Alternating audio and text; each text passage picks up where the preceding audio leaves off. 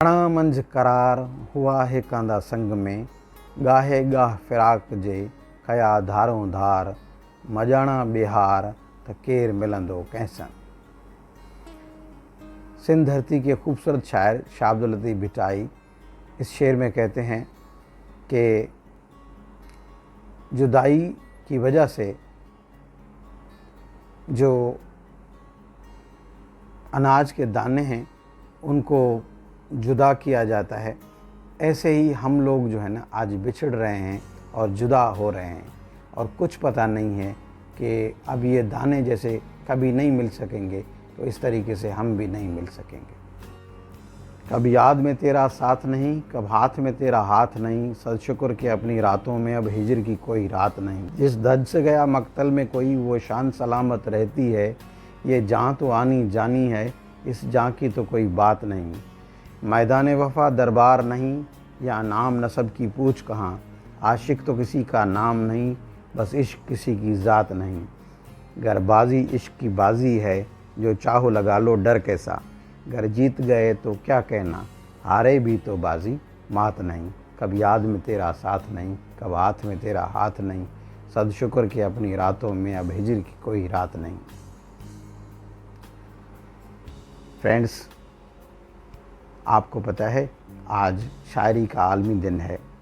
शायरी, poetry वो ज़बान जो कायनाती ज़बान कहलाती है, जो दिल से दिल की बात होती है। शायरी जैसे झरनों का पानी, जैसे समंदर की लहरें, जैसे दरियाओं का बहता हुआ पानी, ये सारे मिल के शायरी बनाते हैं। और शायरी हमारे अंदर की आवाज़ होती है। जब आप खामोश होते हैं तब शायरी बोलती है। तारीख़ के औराक शाहिद हैं कि दुनिया में सबसे पहले जो स्क्रिप्ट्स मालूम हुए या मिले हैं, उनमें जो कुछ इंसानी तारीख़ में लिखा गया है वो शायरी की सूरत में लिखा गया है। और शोरा जो हैं वो बहुत ही हसास होते हैं। आज का दिन यूनेस्को की तरफ से 21 मार्च 1999 को रिकॉग्नाइज़ हुआ था शायरी को ट्रिब्यूट देने के लिए। शायरी पे बात करेंगे कि हर ज़बान में बहुत सारे ज़बरदस्त किस्म के शायर पैदा हुए हैं। जैसा कि चिली के शायर पेब्लो नेरूदा ने कहा है कि poetry works like a refrigerator, it does not let go language unfresh. तो शायरी जो है वो इंसान के अंदर की आवाज़ है। आप देखते हैं कि भले पर्शियन ज़बान हो, सिंधी ज़बान हो, उर्दू ज़बान हो, अंग्रेज़ी ज़बान हो, यूनानी ज़बान हो, फ्रेंच हो, अरबिक हो, कोई भी ज़बान हो, उसमें शायरी मौजूद है। और शायरी इंसान की तारीख़ की एक जो है ना तर्जुमान है। शायरी के लिए कहा जाता है कि spontaneous overflow of powerful feelings recollected in tranquillity, यानी कि जो जज्बात रुक न पाएँ, जैसे गिलास में पानी भरें और उससे ज़्यादा उसमें पानी ना भरा जा सके, तो उसको हम शायरी कहते हैं। ये अंग्रेज़ी दौर के शायर विलियम वर्ड्सवर्थ की डेफिनेशन है, जिन्होंने कहा था कि शायरी में जज्बात और फीलिंग्स का होना बहुत ज़रूरी है। और अदब में 5 चीज़ें बहुत बड़ी अहमियत रखती हैं। इसमें ग्रेंड्योर ऑफ थाट्स, यानी आपके तख़य्युल का बहुत बड़ा होना, बहुत ऊंचा होना।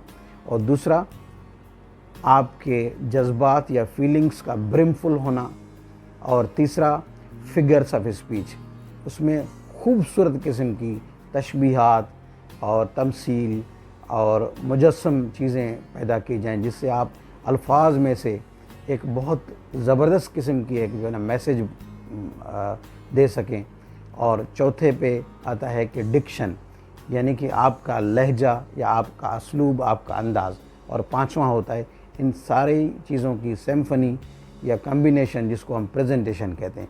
और प्रेजेंटेशन, जब ये सारी चीज़ें मिल के प्रेजेंटेशन बनती है तो उसको हम शायरी कहते हैं। शायरी खाली मीट्रिकल कंपोजिशन का नाम नहीं है। जैसा कि पुराने अदवार में पहले क्लासिकल पोइट्री होती थी, जिसमें अल्फाज को आपस में बुनत बना के, आप अल्फाज की बुनत करके शायरी की जाती थी, लेकिन उस शायरी में कोई फीलिंग्स नहीं होती थी, कोई जज्बात नहीं होते थे।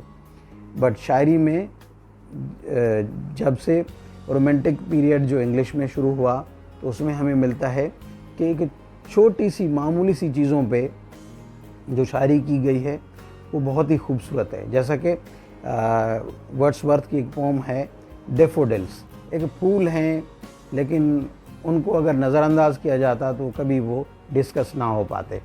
आई gazed and gazed but little thought what wealth the show to me had brought 10,000 I saw at a glance dancing and fluttering। यानी कि डेफोडिल्स के फूल हैं, उनको उन्होंने जो है ना अल्फाज दे के ज़िंदगी बख्श दी। या उनकी एक और पोइम है सॉलिटरी रीपर। तो आप देखेंगे कि इन शोरा ने इन चीज़ों को, जो नेग्लिजिबल चीज़ें थी, उनको अमर कर दिया।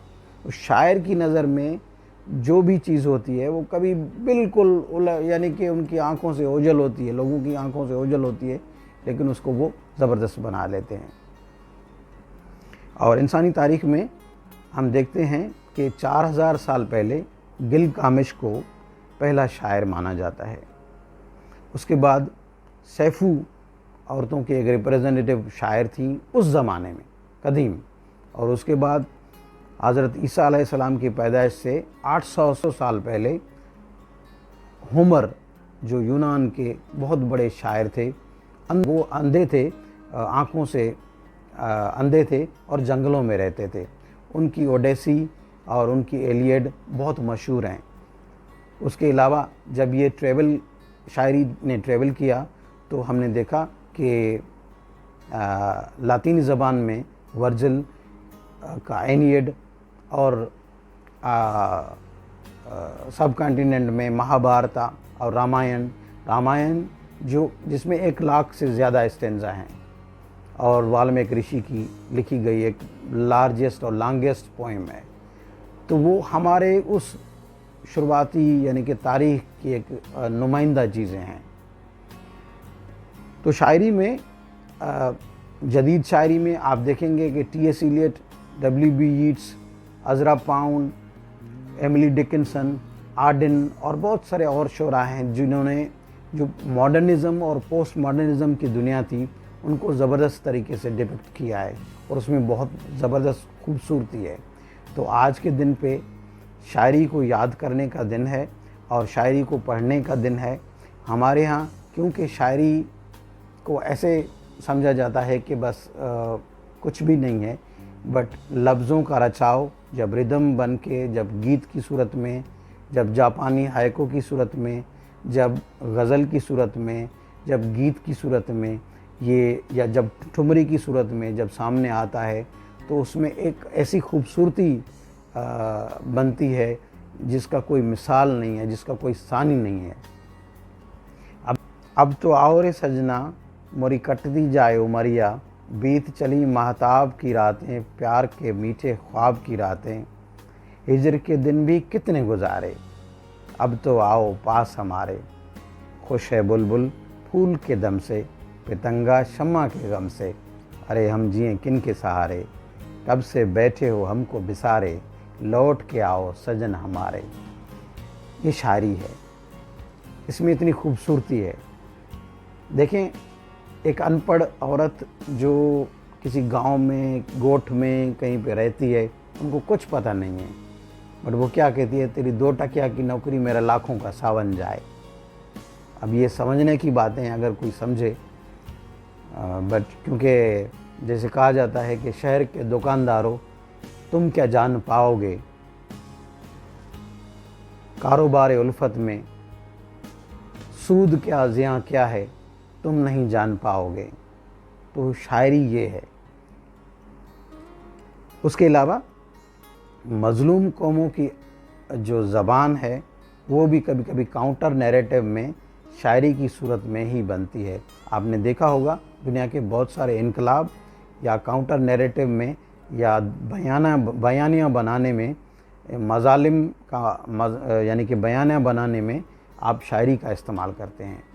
और आपने देखा होगा कि वो उर्दू, सिंधी में, अंग्रेज़ी में और बहुत सारी दूसरी ज़बानों में ये शायरी है जिसने बहुत बड़ी मज़ाहिमत का, रेजिस्टेंस का एक यानी कि पहलू पैदा किया और कौमों को ज़बान बख्शी।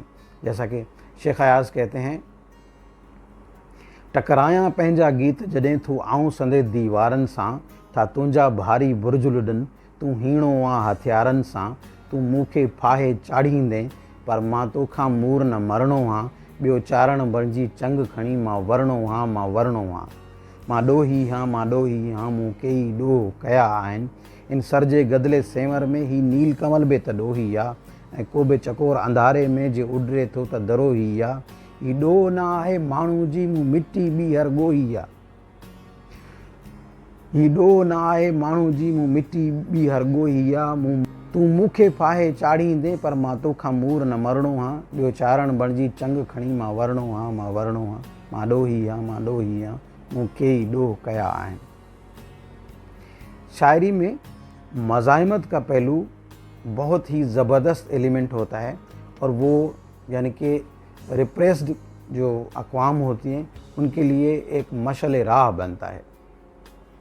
जैसा कि फैज़ साहब ने कहा है, सूलियों पर हमारे लबों से परे तेरे होंठों की लाली लपकती रही, तेरे जुल्फ़ों की मस्ती बरसती रही, तेरे हाथों की चांदी दमकती रही, जब घुली तेरी राहों में शाम सितम, हम चले आए लाए जहाँ तक कदम, लब पे हरफ़े गज़ल दिल में किंदिल गम, अब न गम था गवाही तेरे हुस्न की, देख इस गवाही पे कायम रहे हम जो तारीक राहों में मारे गए, हम जो तारीक राहों में मारे गए। नारसाई अगर अपनी तकदीर थी, तेरी उल्फत तो अपनी ही तदबीर थी, किसको शिकवा है गर शौक़ के सिलसिले, हिजर की कत्लगाहों से सब जा मिले, कत्लगाहों से चुनकर हमारे अलम, और निकलेंगे उशाक के काफ़िले, जिनकी राह तलब से हमारे कदम, कर चले मुख्तसर दर्द के फासले, कर चले जिनकी खातिर जहांगीर हम, जहाँ गवाह कर तेरी दिलबरी का रखा बरम, हम जो तारीक राहों में मारे गए, हम जो तारीक राहों में मारे गए।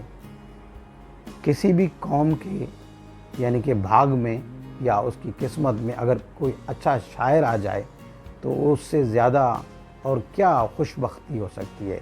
जैसा कि हम सिंधियों के लिए शाह अब्दुल लतीफ़ भिटाई जो बहुत दुनिया के बेहतरीन शायर हैं, जिन्होंने खूब कहा है, बंदर जा भई त सुखाणा मसमो, कपर थो कुन करे जीअं माटी मंझ मही, एॾो सूर सही निंड न कजे नाखवा।